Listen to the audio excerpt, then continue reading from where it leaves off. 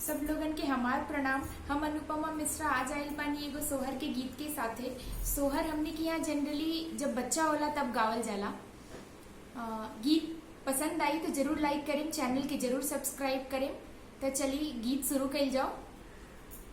मांग फुआ लालन के बधाई, लजालू काहे मांग फुआ लालन के बधाई, लजालू काहे।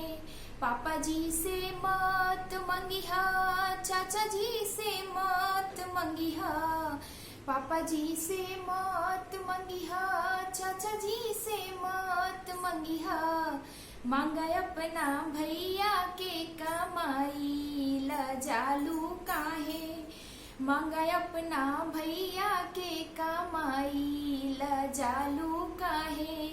मांग फुआ लालन के बधाई, लजालू काहे मांग फुआ लालन के बधाई, लजालू काहे।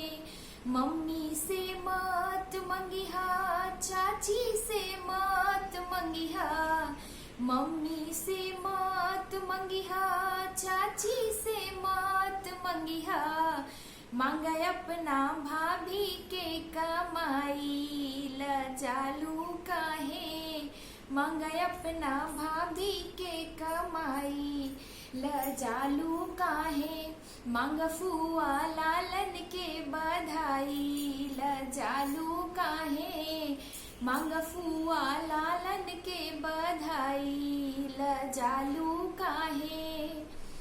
लड्डू तू मत मंगिहा, पेड़ा तू मत मंगिहा, लड्डू तू मत मंगिहा, पेड़ा तू मत मंगिहा।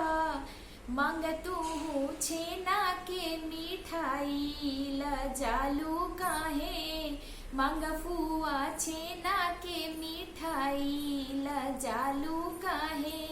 मांग फुआ लालन के बधाई, लजालू काहे। टीका तू मत मंगिहा, नथिया तू मत मंगिहा, टीका तू मत मंगिहा, नथिया तू मत मंगिहा।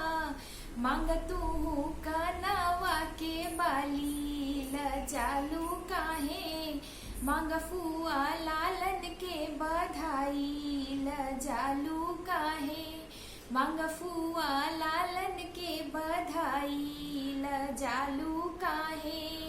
पापा जी से मत मंगिहा, चाचा जी से मत मंगिहा, पापा जी से मत मंगिहा, चाचा जी से मत मंगिहा। मांग अपना भैया के कमाई, लजालू काहे मांग फुआ लालन के बधाई, लजालू काहे। मांग अपना भाभी के कमाई, लजालू काहे मांग अपना भाभी के कमाई, लजालू काहे। मांग फुआ लालन के बधाई, लजालू काहे।